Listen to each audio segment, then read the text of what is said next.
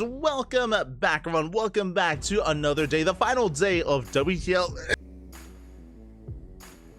Oh, bless you. Oh my god. The final day of WTL World Team League 2024 Summer Contest Round 3, day number 3. Oh boy, we've had a grueling weekend of StarCraft. We just wrapped up with Sparkling Tuna Cup. Congratulations and a big shout out to Nightmare for claiming that win. And now we are back with WTL with World Team League. And here we go. We kick things off with Mystery Gaming versus Basilisk. Oh boy, let's go. Some of the bigger teams, the heavier hitters are facing off here tonight, and we start with Strange versus Reynor. Now again, Reynor has been residing in the land of the rising, oh, not quite the land of the rising sun, in the land of South Korea, has been living in South Korea. Ping, of course, is going to be a factor as a result, but Reynor, he's been on that Korea arc, and oh, he's smudging a little bit already. I mean, he's up against Protoss, and Reynor, he has been quite vocal when it comes to his trials and tribulations in the ZVP matchup, and saying that Reynor should be favored coming into this series. Should be, but we'll see, as looks like the predictions have not quite been set up from the Discord. But here we go, we're loading into game number 1, and in the top left we do have Strange for Mystery Gaming, and in the top right we have Reynor for Basilisk. Let's go. Our best of 2 is upon us, and again, even though Reynor, he has been struggling with his matchup for a little bit, he's still an amazing player in his own right. There's still a bit of an ELO or a skill gap between himself and Strange. He should be favored. Despite that, Strange, he has caused upsets in the past. Strange can definitely bring it to Reynor, especially in this best of 2 format. Here we go. As for now, Reynor is going for a pool first. Drone is moving out across the map as well. Reynor, what do you have in store for us, bud? We're going for a proxy hatch. Oh my god. Okay, so the drone, it bypasses the probe. It does skirt around the edge of the map, headed towards the natural base of Strange, looking to go for a hatch block. Now, I'm pretty sure this is just a hatch block. I don't think we're looking to wall off the wall, but we'll see as the drone does make it in. Yep, it's going to be a hatch block here at the natural. This is not an all-in. This is not an all-in out of Reynor, but it is a way to disrupt the opener. It's a way to really make things awkward and uncomfortable for the Protoss player. Basically, it's like, yo, after all these years, you've been denying my natural base, forcing me to expand at the third base location. How does it feel? How does it feel for you to have to delay your natural base, have to delay your own expansion as well? Strange forced to throw down the second gateway. Zealot is in production as we speak. Likewise, we are making 8 lings behind this. That's quite a lot of lings, actually. 8 lings are moving out across the map for Reynor. Is expanding back at home. Now again, Reynor, he's applying some pressure with these lings, but he's droning up behind it. He's droning and he's expanding. He is transitioning from this initial opener. Here we go. Meanwhile, again, the Zealot putting in a lot of work. Second Zealot has arrived. Now, Reynor should be canceling this hatchery. There are versions that do allow it to finish, but this should be a cancel from our Zerg player. He's done well with this, forcing out 2 Zealots, forcing out a second gateway. Lings are applying a lot of pressure, but alas, they don't quite get the kill. And there's the cancel on the hatchery. The drone dipping into the main. If able to steal a gas, then we can, but both gases have been taken. Strange will be looking to secure himself and to recover. Drone goes down, lings back up, and Strange, after the death of that drone, we're going for a Twilight Council. Interesting. Okay, Twilight Council opener here from Strange. I imagine for Glaze, but it could be Dark Templar. We'll keep an eye on Strange. As he's moving out for his own counterattack, we have Adepts on the ground, we have Zealous support. As Reynor did double expand, taking his natural and his third, and is droning up as best as he can. Indeed, FSA, do not commit to the shade. We are applying a lot of pressure to this hatchery. 2 more gateways get thrown down. It's going to be 4 gate Glaives out of Strange.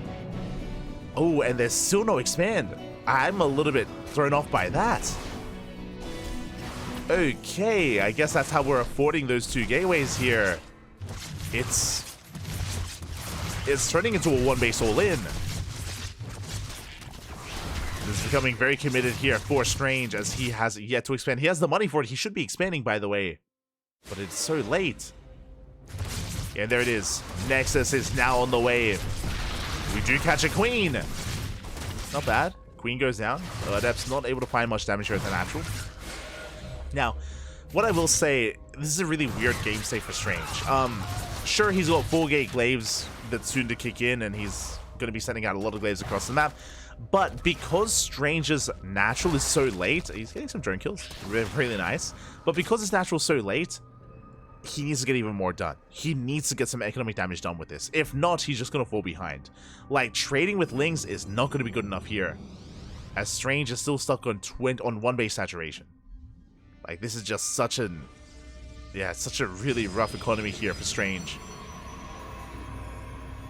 We need to bust out. We need to make some magic happen. Meanwhile, Reynor, he's got a Roach Warren in production as we speak. Roach Warren on the way. Lings, they do confirm the Adepts. Reynor knows. He's now aware of what's going on. He's getting ready back at home.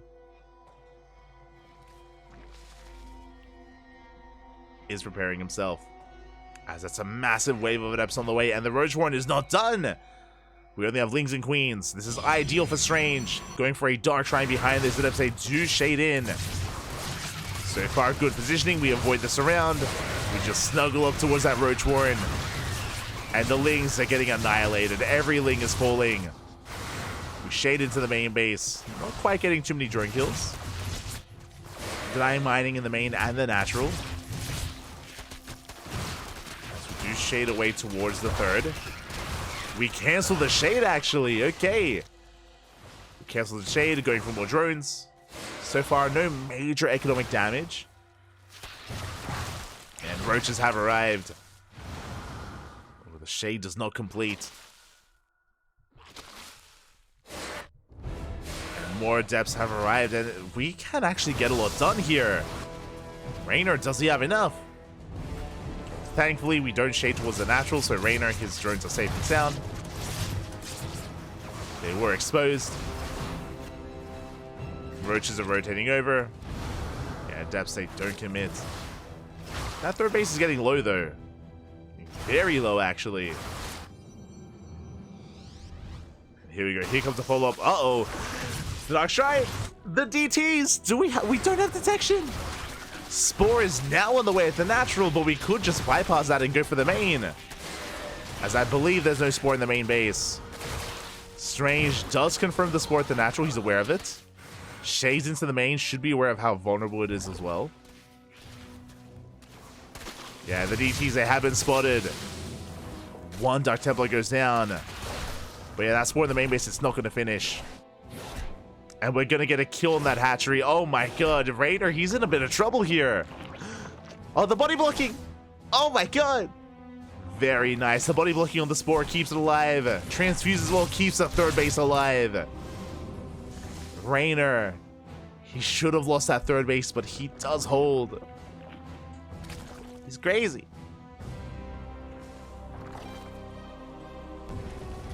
Does manage to hold on. Spore's leapfrogging forward. Strange slips in. Getting some drone kills. Gets 2. Before pulling away. But finally, the Dark Templar, it's going to fall. Whew. And now the dust can finally settle. And as it settles, Strange has a worker lead. Got 46 probes to the 41 drones of Reynor. Strange in a good economic position, but can he save the third? Can he hold on to it? Because here come the Lings. We do get a supply block on Reynor, but the Lings are going to surround. Oh, they don't quite get the surround on that Stalker. Survives a little bit longer. Adepts, they make it. They do make it back. Again, a lesser Zerg player would have died then and there. Like, again, I can't believe that Reynor saved that third base. That is huge. Not just that, but again, Reynor didn't lose too many drones at all. This would have been so much worse. This could have been so much worse. Reynor moving out with a bit of a force of roaches. No mobile detection. There are defensive DTs. Yeah, with those Dark Templar, the roaches get forced back. Remember, there is no roach speed. There is now an overseer, though.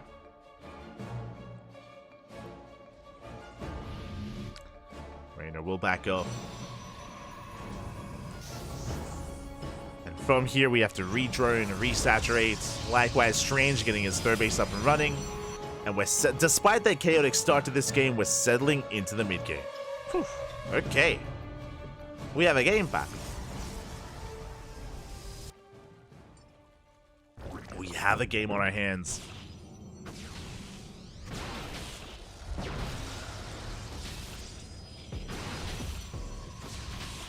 Notice here taking some hits. Oh.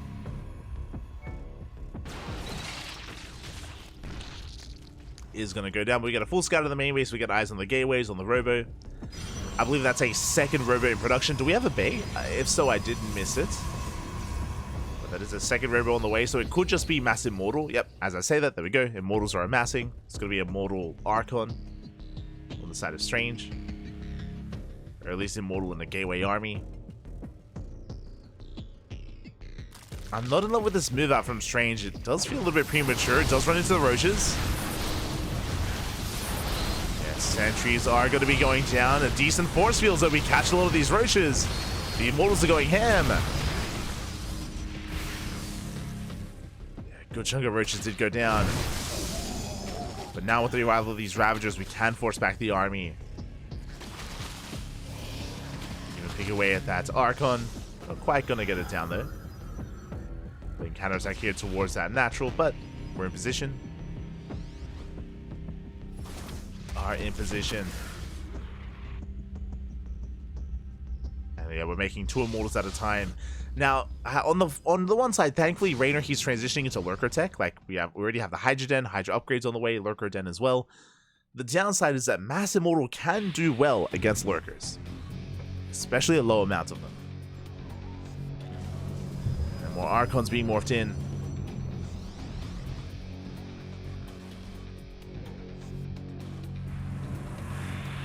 Well, the most efficient Archons as we are morphing them in with Dark Templar, but they're on the way nonetheless. Strange building up his army.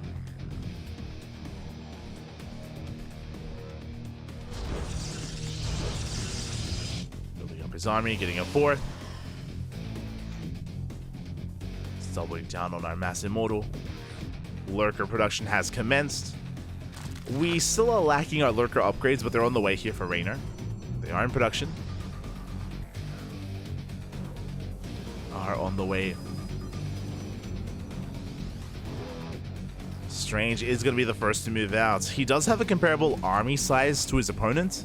His economy is still a little bit lacking, and Reynor could try and go for a backstab, but here we go. Strange's army is revealed.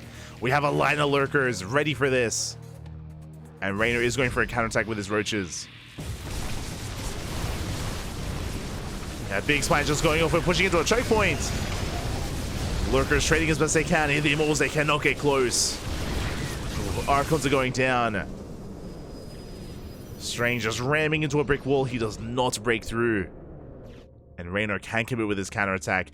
Instead, though, Strange is rotating towards the 4th base, but there are Lurkers also in position. Strange not gaining any ground, and I'm worried about that Roach counterattack. Strange. Does he have a recall? He's got a warp in. And there we go. Does go for the recall as well. Yeah, he's racing back.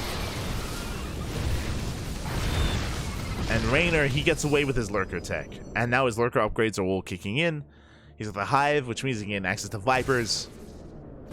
Reynor, he successfully survived until Hydra Lurker at least. Soon to be Hydra Lurker Viper.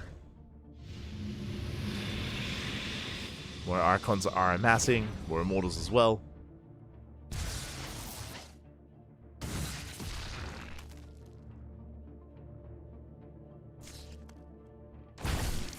Here we go. Strange is pushing in.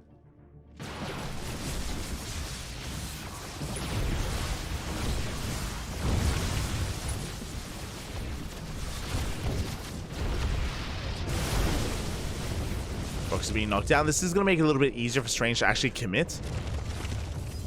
As the Observer, getting eyes on the Hydras. And Strange still doesn't have enough. He's about to max out. He's about to max.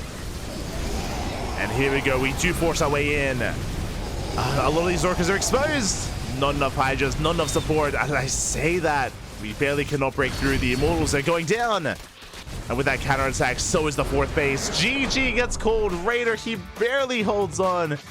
And he attacks across the map. GG, Reynor takes game number 1. Whew.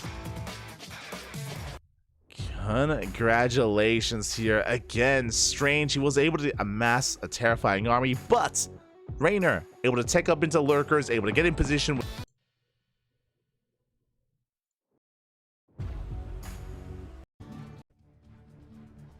Well, as we are diving into our next game, and in the bottom left-hand corner, we have Strange for Mystery Gaming. And in the top right, we have Reynor for Basilisk.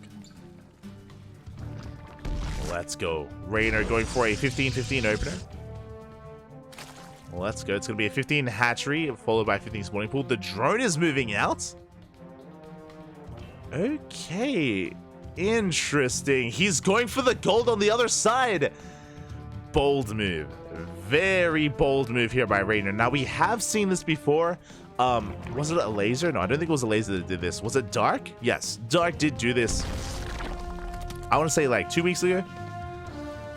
Did it bring this out? It is going to be a 15 hatchery into a 15 spawning pool. I think we've seen Reynor do this as well in ESL Open Cup Asia, now that I think about it. And we'll see if we can actually make use of that gold base. Now, this gold location here is a little bit more secure.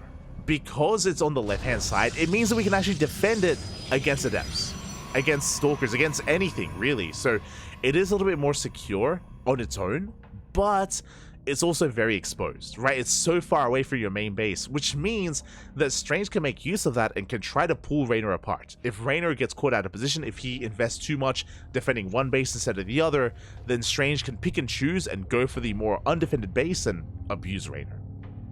Does get eyes on the drones. Now he's aware of what's going on. He's aware that the gold base has been taken. So big scout here from Strange. He's aware. On the plus side as well, the other big thing about taking the gold base on the left-hand side is that you gain access to the rich vesting gas geyser.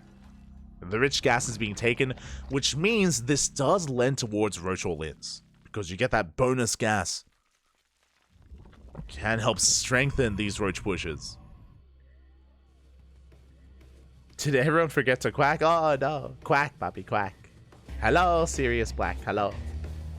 Bienvenidos. Oh my god, you're so fast. The first quacker.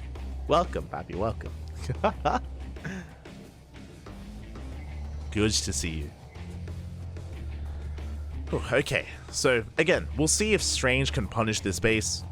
We'll see how he reacts. For now, he's getting into his Cybercore. Cybercore is done, working towards our first Stalker. No adepts. Bear that in mind. We're not going for an adept, so we're not being too aggressive early on. Warp Gate is on the way. With Warp Gate being researched, this looks like a Twilight Council opener. As I talk about the Twilight Council, Forge gets thrown down for fast +1.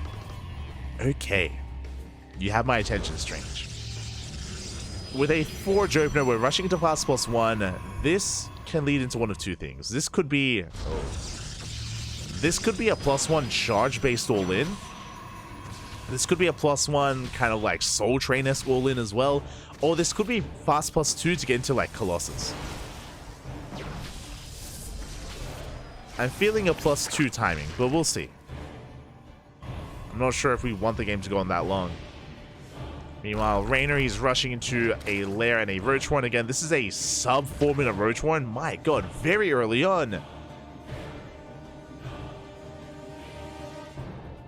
320 Roach Warren timing.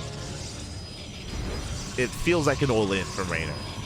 Yeah, we're amassing Lings. With that lair, we can go into fast Roach speed or go for some Dropper Lords. Even go for a Nidus. Lings are amassing. Roach is soon to be amassing as well. And Strange is building up an Immortal count. Okay. I kind of like this. I like this if this is what I think it is. I think that Strange, he sees the gold base, so he knows that Reynor's going for an all-in, which is true. Like, Reynor is going for an all-in. And Strange may want to try to weather the storm, deflect the initial all-in, then go for a big counterattack. But here we go. The Lings, they dive on the army. They do get around here on the Zealots. We get a good force field, but oh, the Sentry goes down. The Stalker as well. The Lings, they're getting out of hand. They're getting out of control. They take down one more Sentry. They barely do not. Oh, my god. Strange, he barely holds on. Ling's wasting energy on that shield battery. Morlings and Ravagers are amassing. If Strange moves out, he's just gonna straight up fall and crumble there before the might of Reynor. And I just don't think Strange has enough here. I mean, without Twilight Council, or he's going to charge, but without playing Stalkers. With Charge Lot, Immortal. Not convinced, but we'll see. Here we go. The army has arrived. We only have 3 sentries and 1 Immortal. It's just not going to be enough. Strange barely has an army, and here comes the all-in. Strange, he needed more time. He was hoping for more time. And yeah, Reynor is snowballing out of control. He breaks that 3rd and can push into the main. There's nothing to stop him. There's no shield battery. There's no overcharge. GG gets called. And Reynor takes the 2-0. GG, well played. He will take the 2-0 here. The pressure is on.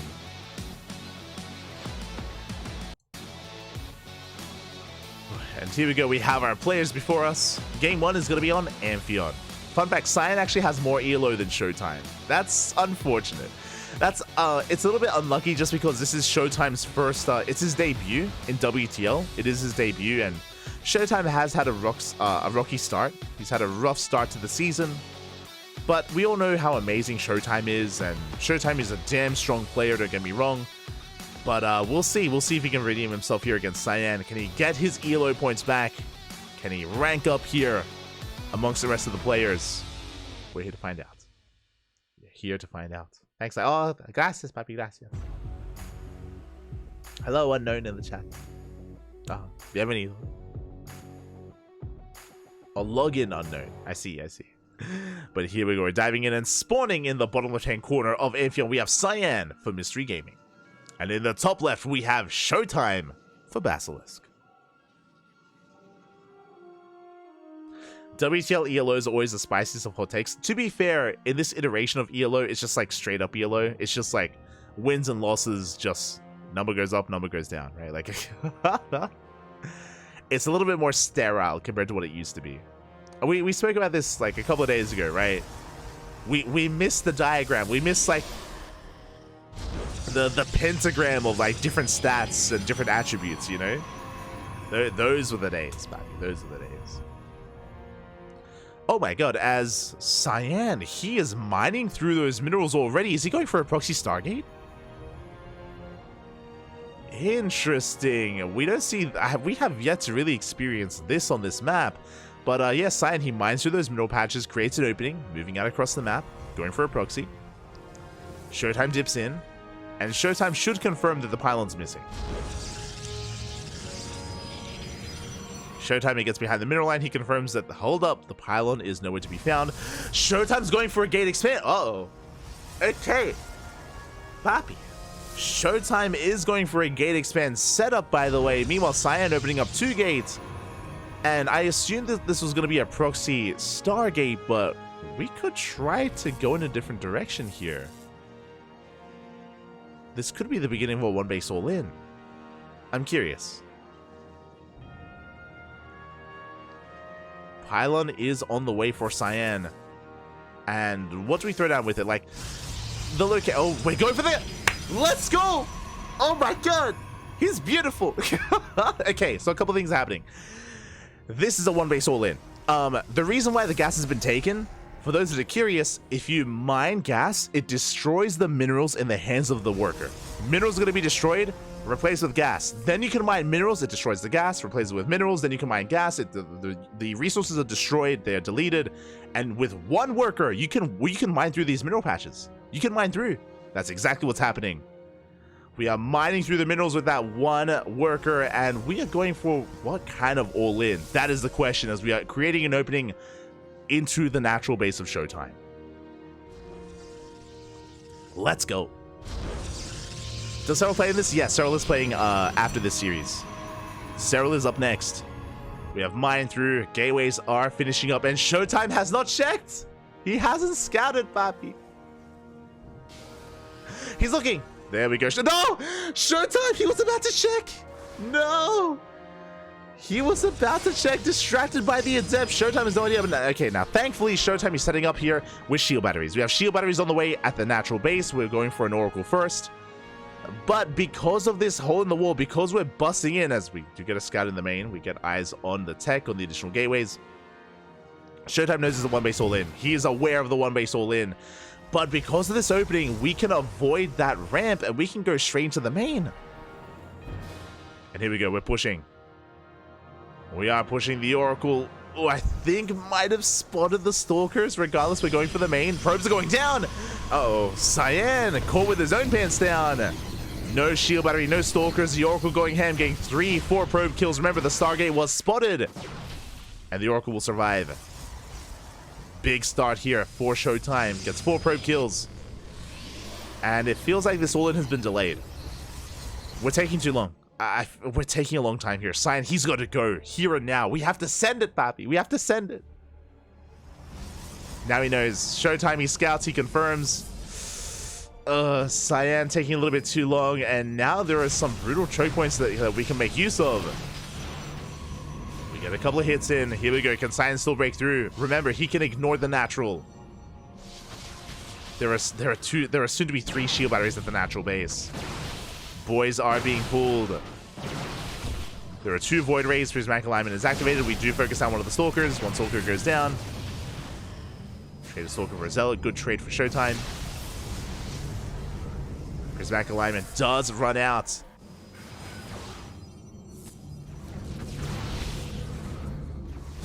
And we're going for the Voids. We got one. Oh, not quite. We missed the shot. Yeah, we didn't quite get it. Cyan still trying to break through. 3rd Void Ray has arrived. Again, we're taking too long here. ShoWTimE is amassing an army. Now we head into the main. Boys are being pulled. Cyan is going to get surrounded. He's going to get surrounded. He's going to get shut down. A lot of Stalkers are bleeding out here for Cyan. But he does reset that Stalker count. Has to wait out that Prismatic Alignment once again. And now we're soon to have a 4th Void Ray. And back at her. Oh, okay, sorry. Across the map, 7 probes went down.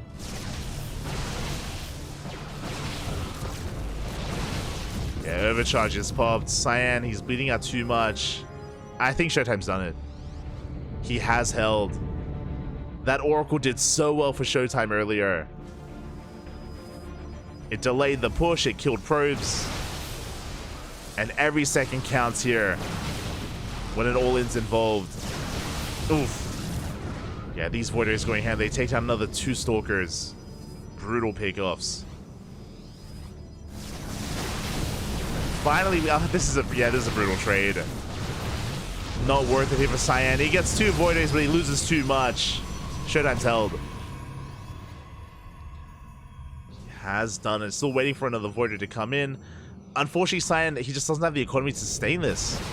He can't sustain himself back. He can't sustain. He will pick up 1 more Void Ray. There's still 2 left. And again, this Stalker count is so low for Cyan. He's pushing in. Up. Yeah, and he can't get it. GG gets called. ShoWTimE holds against a very well thought out all-in. Again, I loved the build choice, but the execution, unfortunately, was... We're loading in. And in the bottom right-hand corner, we have Cyan for Mystery Gaming. And in the top left, we have ShoWTimE for Basilisk. Let's go. Again, Basilisk, they are 1 game away from winning this all, from taking the entire series here against Mystery Gaming. 1 more game is all they need.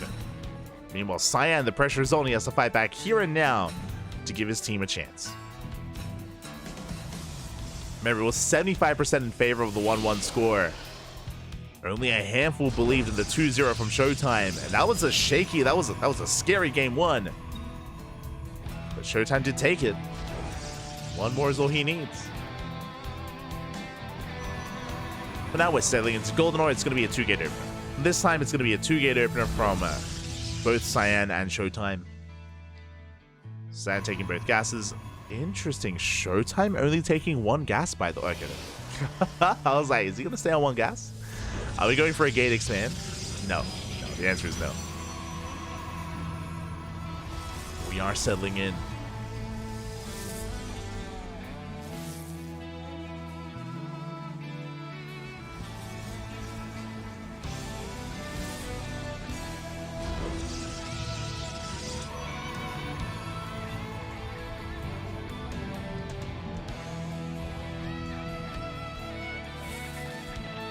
Settling in, just waiting for our cybercores to finish up. We're moving out with our probes, trying to get eyes on any kind of pylon shenanigans. Speaking of, I believe ShoWTimE throws down his pylon in his main base. Meanwhile, Cyan has hidden his second pylon out on the map.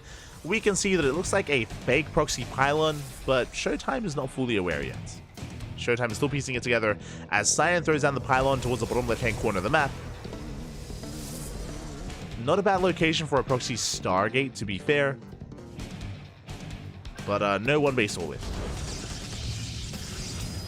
Yeah, third pylon is thrown down. ShoWTimE does confirm it. Interesting location. ShoWTimE opening up Stargate himself. Meanwhile, Cyan, what do we go for? We're going for 2 more Stalkers. And we're going for a proxy Twilight Council. Okay. Interesting. Okay. Now, with a proxy Twilight Council, this could just be a 1-base blink all-in, like a 1-base, like 4-gate blink, or it could be proxy DTs. It could be a Dark Shrine. Both are definitely possible here, as ShoWTimE does threaten some adepts across the map. I don't quite make it in. Third gateway's on the way. There it is. It's Blink. Cyan is going for Blink, which means 1-base all-in. Cyan is going for 1-base all-in and getting up to 4 gateways now. 2 gateways are done. 2 gateways are on the way. It's all or nothing for Cyan. And that's a threat in the shade. Now, ShoWTimE has yet to expand. Bear that in mind. He's going for a robo. He's aware that something is wrong. Really good read here by ShoWTimE. He has not expanded. He has not exposed himself. With that robo, we can get into Immortal production.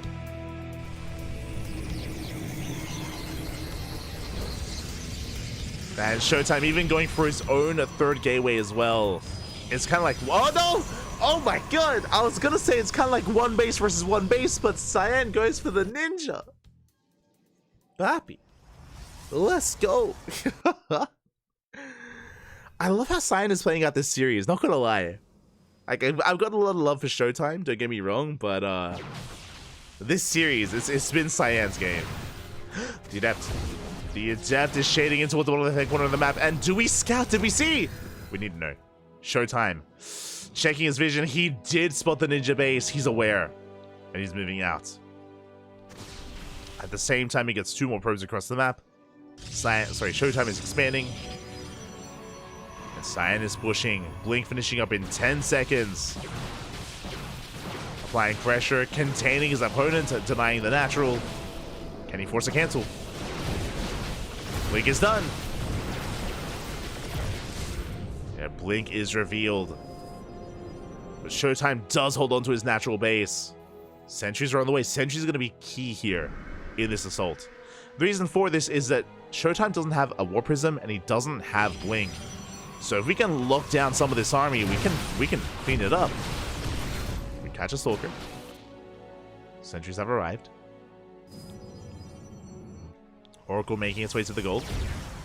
Second Immortal has made it. It's a little bit too late now. With these 2 Immortals, ShoWTimE is looking secure. There's 1 probe mining and the Oracle will shut it down.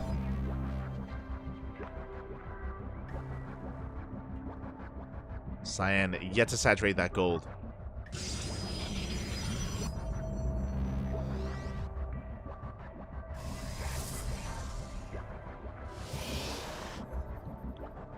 And there's that recall.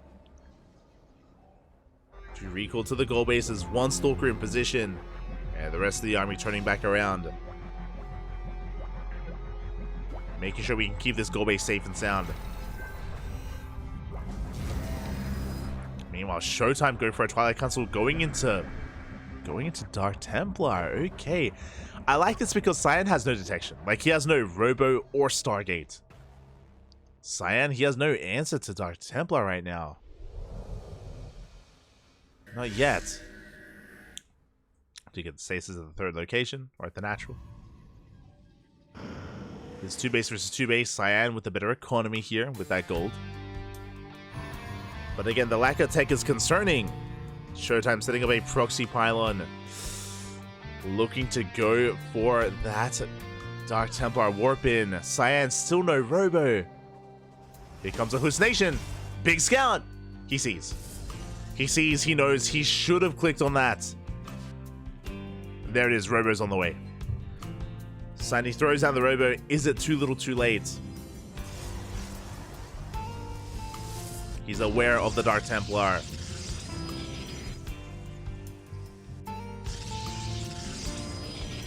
You see Cyan setting up as well, but he gets scouted. Oh, not quite. He's setting up to harass, to reinforce. Robo's almost done. ShoWTimE not quite warping in any Dark Templar yet. I mean, he knows he got scouted, so he might just be deterred from that. Might not believe. The main army has arrived. There we go, some Dark Templar warping in. Ooh, Dark Templar with the main army. Okay. They're opting not to harass. The Observer does spot the army, does spot the hallucinations. ShoWTimE is aware. We have a stasis. Ooh, stasis trap does go up. We blink before we dive on the Immortals. One Immortal goes down. But so much of the army stuck in the back line behind the force fields, and Cyan, he bleeds out too much. He loses almost every single Stalker. Again, the force fields were insane. And that was just not the fight we were looking for. Some good counter force fields that we do catch 2 Immortals. Much better trade for Cyan. Okay, I see you. Better. Archon is morphing in. The Archon's going to be so good here. Oh. It's going to be so good against those Zealots. As the Zealots are prone to bunching up. Prone to the splash damage of the Archons. We blink on forward. We do focus on a Stalker. A bit of a misclick. We do get the Immortal. But can we get those Archons? Can Cyan break through? Again, if only he didn't have such a rough fight earlier. Would have had so many more Stalkers here. Would have had so much more overcharges on cooldown.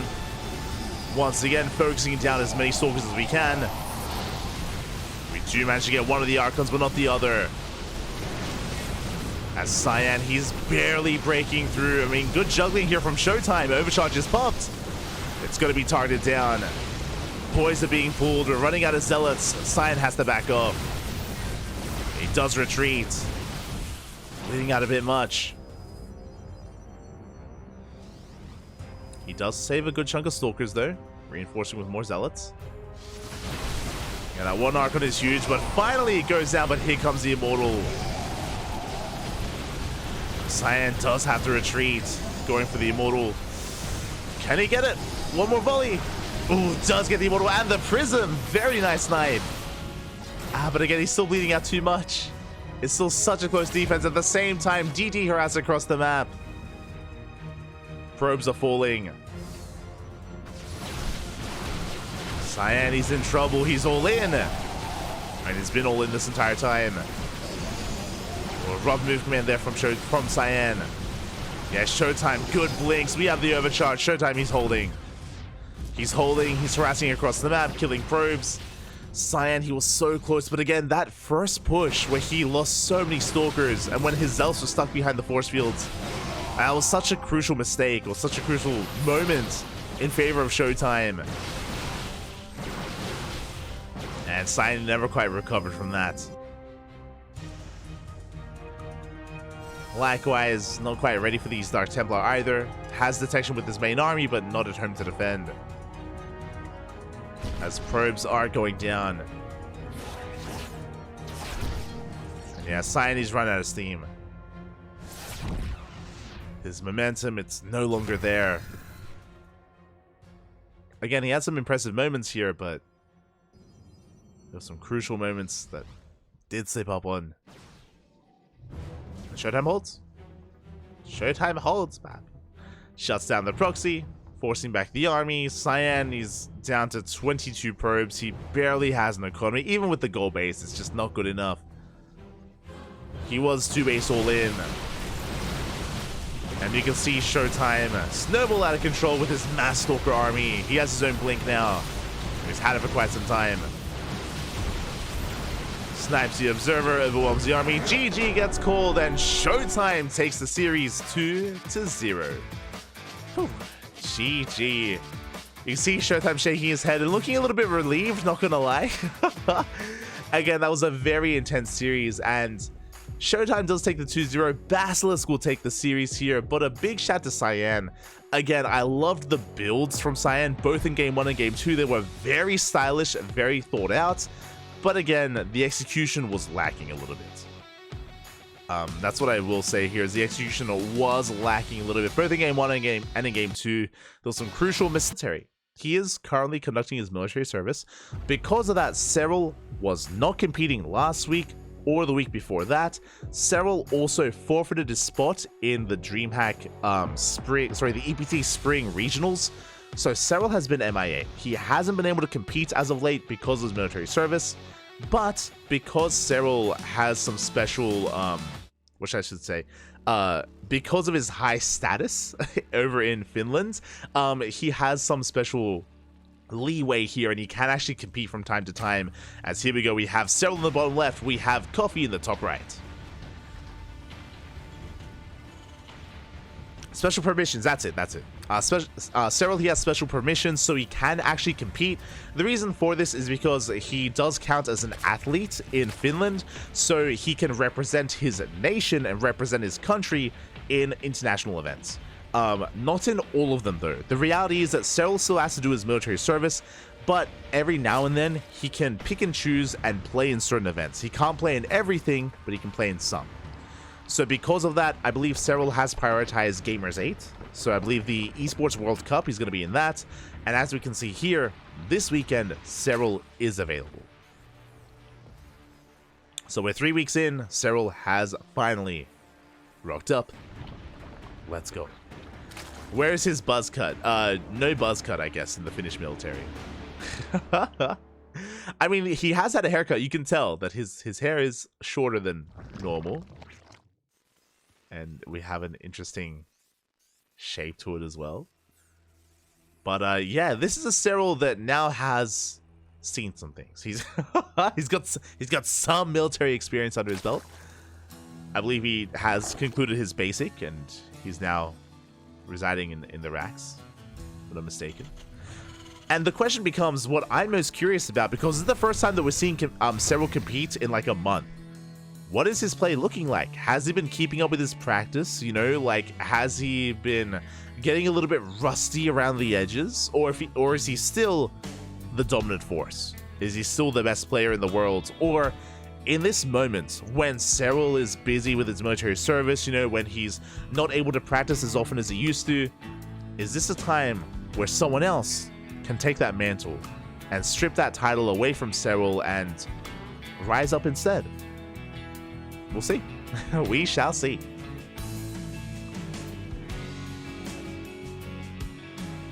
As for now, we're settling into our openers. It is going to be a Hatch Gas Pool standard opener out of Serral.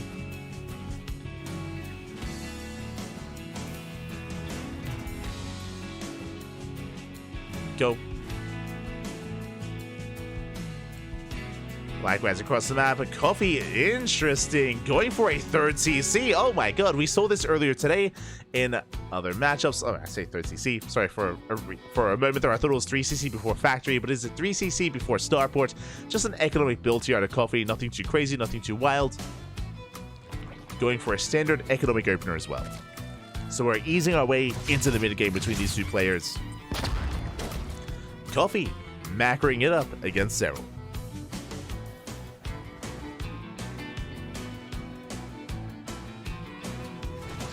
Reaper does sit behind the mineral line, just getting a full scout off, just making sure that there's no roach rush or no shenanigans from the side of Serral.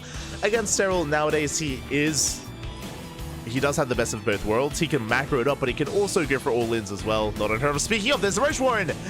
As the Reaper leaves, that is a 3-minute 30 Roach Warren from Serral. He's going for a Roach Rush. Oh my god. Aggression has arrived. But again, as we were just saying before we even throw it down, nowadays, over the past year, over the past 2 years, Serral has spread his wings. He was once known as a macro god, and he could only macro, but over the past couple of years, Serral, he has embraced aggression and embraced cheese, and now he can do both, which is what's terrifying about Serral. He can just go for an all-in, or he can take it to a longer, later game. Roach Warren is done. Roaches should be on the horizon here for Serral. There we go, there we go. Roaches are amassing. And Coffee has yet to determine this.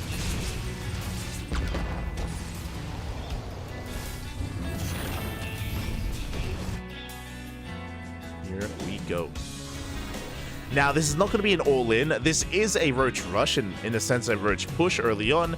Designed to get some damage done, designed to force a reaction while we can macro up behind this. Lair is now on the way for Serral. Again, he's droning. Roaches are soon going to be moving out. Hellions likewise do run into them. There we go. The Roaches are revealed. Hellions have to retreat. And Serral is pushing. He's forcing this back. Now, thankfully, Coffee did open up Banshee. Did go Cloak Banshees. Ooh, as Serral not quite able to make it past that Zelnaga, has to retreat. Cloak Banshees are on the way. And Serral, he didn't actually invest into even 7 Roaches, which I assumed he would. Just made 6 back at home. He's chilling, getting into his lair. No safety Baneliness or anything of the sort here. No one we're going into Roaches. This is a build that was a little bit more common, a little bit more popular at the start of the last patch, when they had nerfed the Banelings and when more players were opening up Roach, getting into mid-game Ling Bane Roach instead, or even just Roach into Hydra Lurker, which Dark was very fond of. So yeah, an interesting playstyle here from Serral. A little bit more old school. I mean, I say old school, like a year ago. Here we go, double Evo Chamber into the 1-1 upgrades. If we go into +1 range, then we can end up leading into Hydra Lurker in a later game. Hellions poking in. Oh, the Roach is out of position. We don't quite get into the mineral line though. We do pull back. Coffee doesn't commit. Well, the Banshees, they do manage to pick off. Oh, not quite. They almost got a Roach there. Transfuse does keep it alive. There we go. Range is on the way for Serral, not melee. So this looks like Roach Ravager into Hydra Lurker. I'm curious if that's going to be the case. There's that Infestation bit on the way. That's going to be for Hive Tech. We'll see if a Hydra den gets thrown down anytime soon. That is what we are looking for.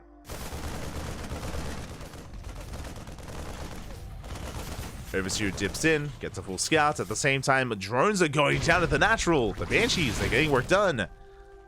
5 workers go down. Very nicely done here by Coffee. Good pickups from our Terran player. And there's that Hydra den. Okay, so it is Roach Ravager into Hydra Lurker, as we suspected. I was still on the fence because we have seen players go Roach Ravager into Ultras before. I'm calling out Dark on that one. But this is more sane. Just Roach Ravager into Hydra Lurker. We are getting there. Serral just taking it slow, being more defensive, keeping up with the ebb and flow of Coffee. Coffee has gotten some drone damage, but again, Serral isn't being aggressive at all. He's only keeping up with the drop play, he's only keeping up with the harassment. Spreading his creep, just now moving out with some lings, just applying some light pressure.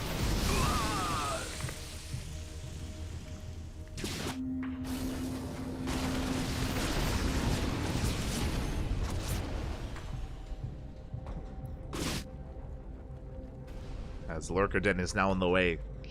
You can see the Lurker Den is actually lined up with the Hive, so once the Hive finishes, you can start up those Lurker upgrades as quickly as possible.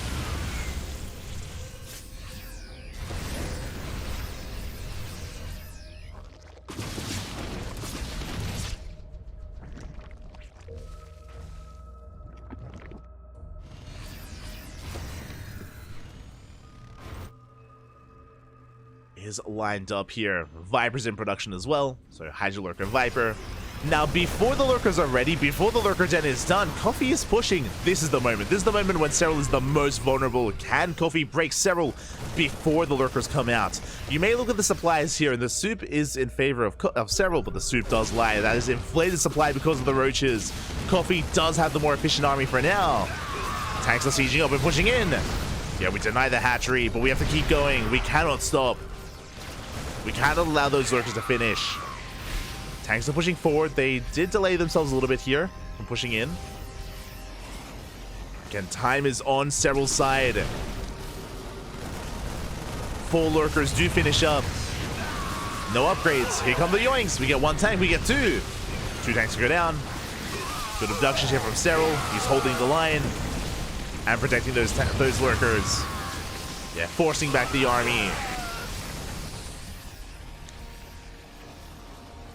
And Serral has held. Again, that was a tense moment, and I mean, Coffee was at least able to deny a base, but he wasn't able to break the army of Serral. He wasn't able to kill him. Has to rotate around, and Serral, for now, is keeping up. Oh, Liberators have arrived. Do we have much anti-air? 1 live falls, but the other stands strong. Serral bleeding out a lot of units there. Does have to be careful. He hasn't made too many more lurkers. Viper's coming in. You can see Coffee hoping to catch those Vipers. Still no ghost production, by the way. So just biotank lib. Vipers are coming in. They catch 2 tanks and a Liberator.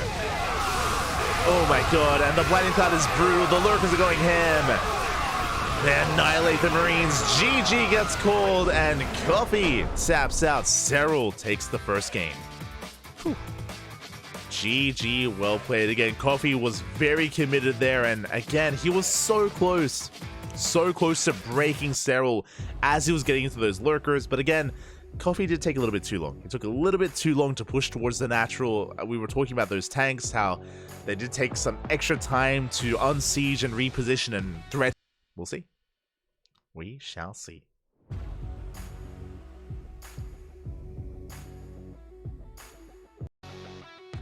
We shall see as we are just getting ready for our next game.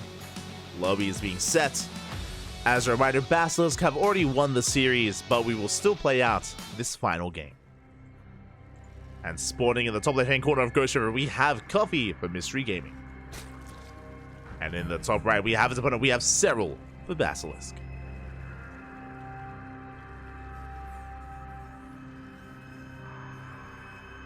Here we go.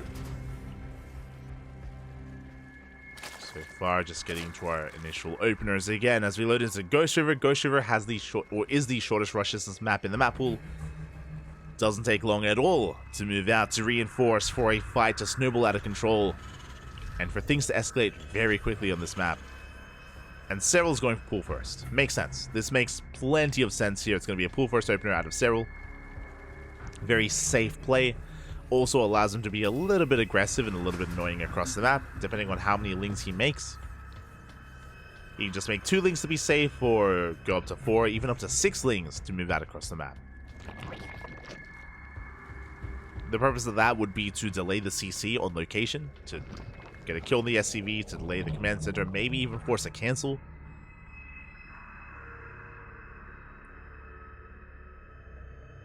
So your Lord is moving out. Curious if Coffee gets his CC on the high ground, but no. SCV moves down. Going for a scout across the map. Reaper's on the way. You can see that Serral, he's only making 2 lings. Okay, only 2 lings. So, just a safe opener out of Serral. Queen is on the way. Natural base as well. Our gas getting saturated. SCV is going to confirm that the hatchery is delayed for Serral. And Coffee's going to be feeling pretty good about that. I'm going to say pretty good. For all he knows, there could be like another faster, or even faster Roach Warren behind this. True, it's possible. But it's on Coffee to piece it all together. Lings deny the scout. Reaper pulls back. Because of the pull first, basically Coffee, his Reaper is stuck at home waiting for Lynx to show up. In case he moves out, Lynx could slip in and they could delay the CC. So Coffee is stuck at home. And thankfully for Coffee, we can see that there's nothing to hide. Like, there's no hidden tech. There's no fast Roach Warren or a fast Bailey Nest or a fast, like, +1 melee. Coffee's just going into a 3cc build. It's a 3rd CC before starport. Reaper moves out, so gets eyes on the 3rd base. He knows it's a standard game. Or he knows that there's no fast tech. Nothing crazy going on here. Not yet.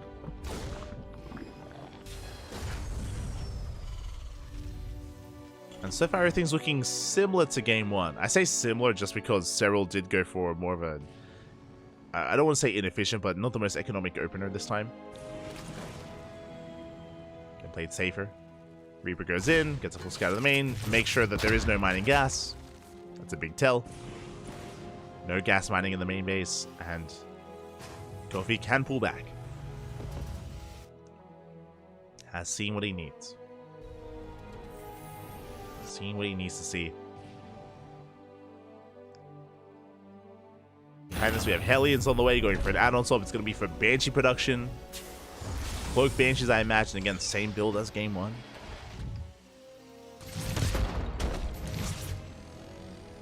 Zed Banshee on the way. Cloak. Once again, Serral going for a Roach Warren. Now, this Roach Warren is a little bit later. Remember, last game it was like it was sub 4-minute Roach Warren. This is 4 minutes. A little bit later, but still early enough, and we could be a little bit more aggressive this time. Because it doesn't take long to move out across the map, we could be a little more assertive with these first wave of roaches. We'll see how many we make. Remember, last game it was 6 roaches. We could have got up to 9 roaches even. That is a possibility.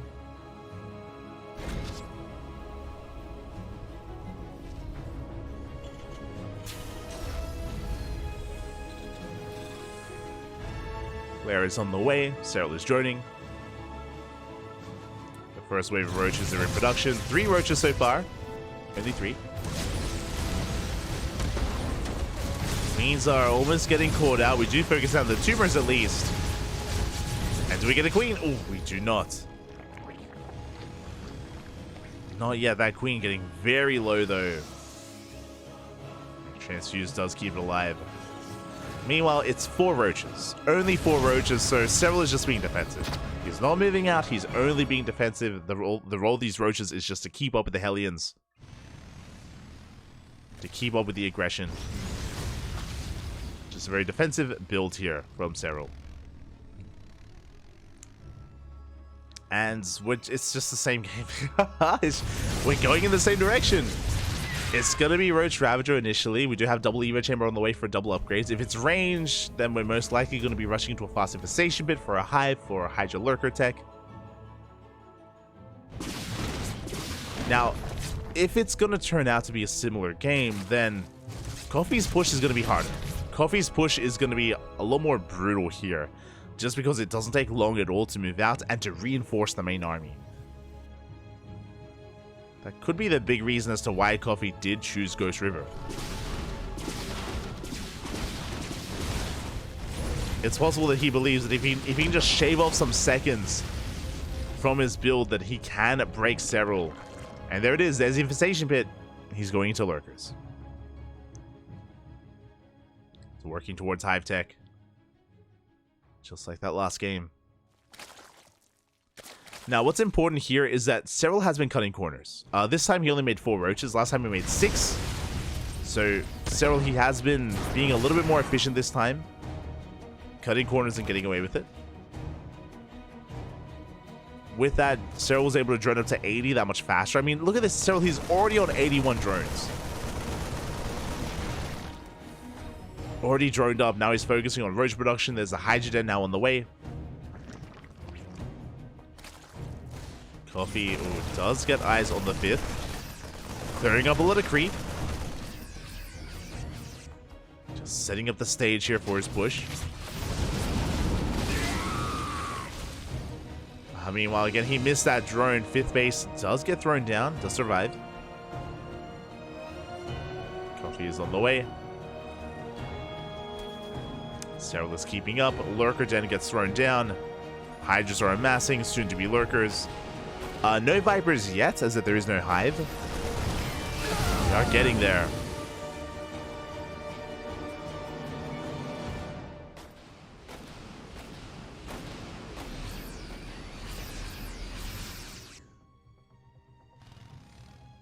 This time as well, no Ravagers from Serral. Here we go, Coffee is pushing in. Double drop is looking to lay siege upon that 5th base, but there are roaches in position. Serral is ready for it. And he's here. Coffee has to back off. Vipers are on the way. 2 Vipers in production. Lurker Den is about to finish. Coffee is missing his window. We gotta go. Morphing in some Hellbats. 1-1 is done. 2-2's on the way. Making 12 Marines at a time.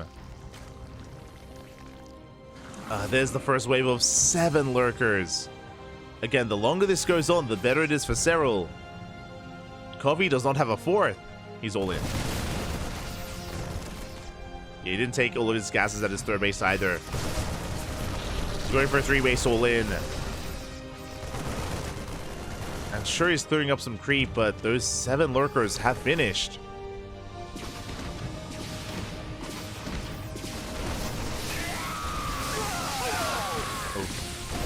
Coffee taking a rough fight, does pull back. He does catch a lot of roaches. Decent trades.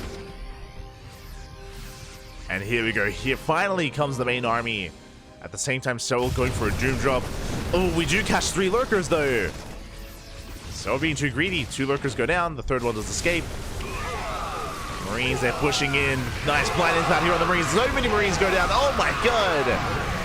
And Coffee fighting out of range of his tanks. That was a brutal trade. Coffee plummeting in supply. He lost half, maybe even more than half of his Marines there. That was brutal. Tanks are pushing forward. Roach is going for a big counterattack. Again, Coffee got too excited. He saw all those lurkers on their own. He went for the kill. He was punished for it. The tanks weren't involved. We sim on forward once again. Oh god, but into those lurkers, it's not happening. It's not happening, Bobby. Big counterattack here from Serral. Collapsing on the 3rd base. Not a bad trade for Coffee. We'll clean this up. Going for a drop. Rotating around. I do like the idea of Coffee maybe focusing down these hatcheries, at least. Workers are coming. Did you save the center base?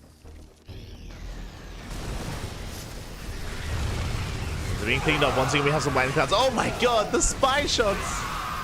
The lurker shots are insane. We clean up the army, and yeah, Serral is snibbling out of control.